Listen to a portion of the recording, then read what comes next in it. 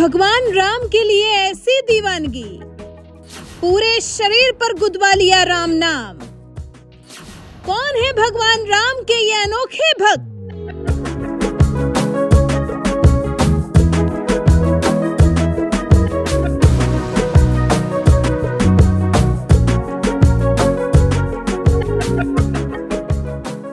जनवरी को अयोध्या में हुई भगवान राम की प्राण प्रतिष्ठा समारोह का हिस्सा बनने के लिए देश के कोने कोने से तमाम राम भक्त आए थे, लेकिन सबसे ज्यादा किसी की चर्चा हो रही है तो वो है भगवान राम की ननिहाल छत्तीसगढ़ से आए राम भक्तों की, जो भगवान राम को किसी मंदिर में पूजने नहीं जाते, लेकिन इसके बावजूद इन्हें भगवान राम के सबसे बड़े भक्तों में गिना जाता है, क्योंकि ये राम भक्त अपने पूरे शरीर को ही मंदिर मानकर उस पर राम नाम गुदवा लेते हैं। यहाँ तक कि उनके कपड़ों और घरों पर भी राम नाम लिखा होता है।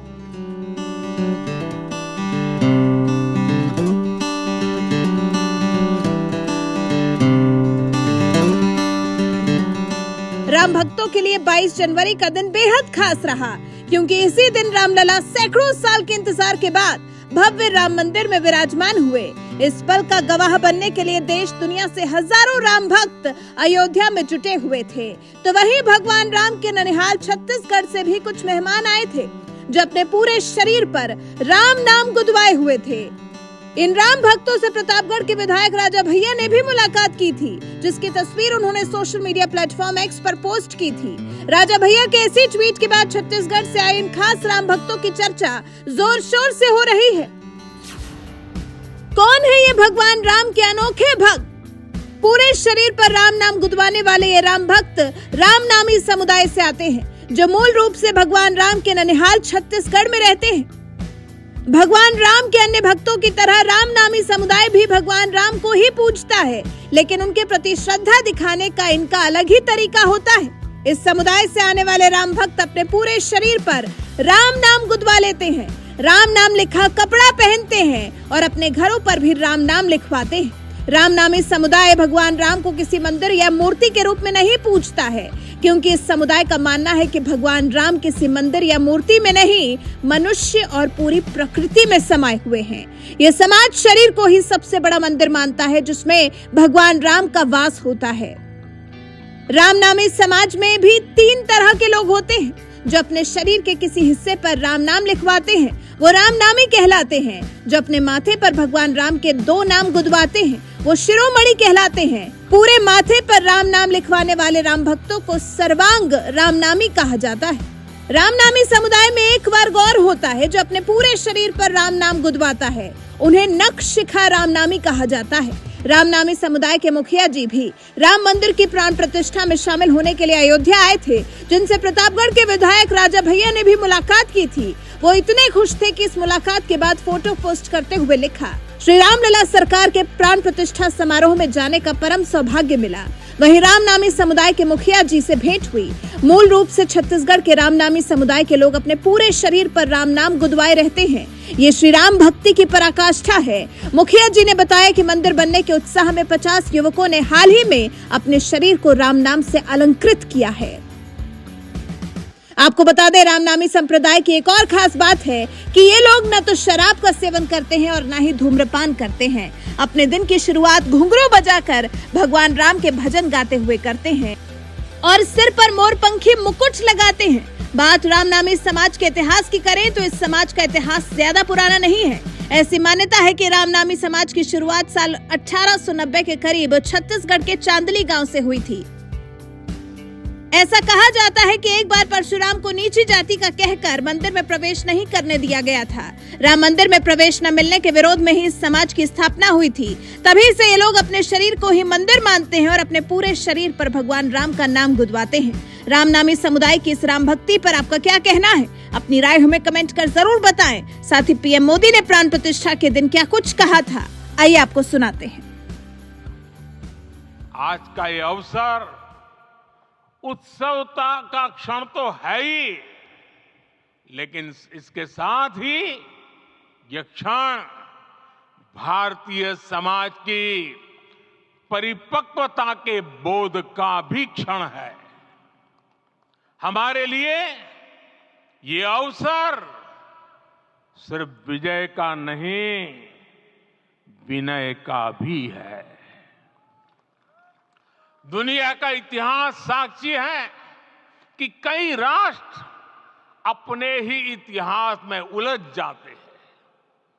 ऐसे देशों ने जब भी अपने इतिहास की उलझी हुई गांठों को खोलने का प्रयास किया, उन्हें सफलता पाने में बहुत कठिनाई आई, बल्कि कई बार तो पहले से ज्यादा मुश्किल परिस्थितियां बन गई।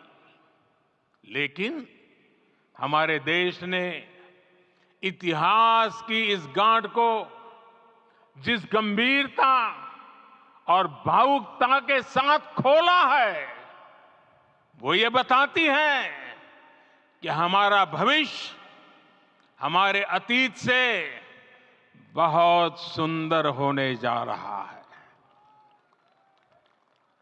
वो भी एक समय था जब कुछ लोग कहते थे कि राम मंदिर बना तो आग लग जाएगी। ऐसे लोग भारत के सामाजिक भाव की पवित्रता को नहीं जान पाए।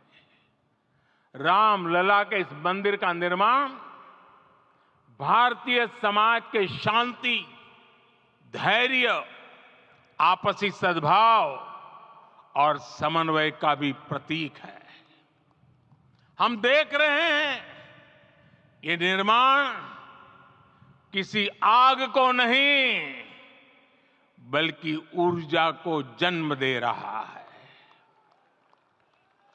राम मंदिर समाज के हर वर्ग को एक उज्जवल भविष्य के पथ पर बढ़ने की प्रेरणा लेकर आया है। मैं आज उन लोगों से आह्वान करूंगा, आइए आप महसूस कीजिए, अपनी सोच पर पुनर्विचार कीजिए। राम आग नहीं है, राम ऊर्जा है। राम विवाद नहीं, राम समाधान है। राम सिर्फ हमारे नहीं है, राम तो सबके हैं।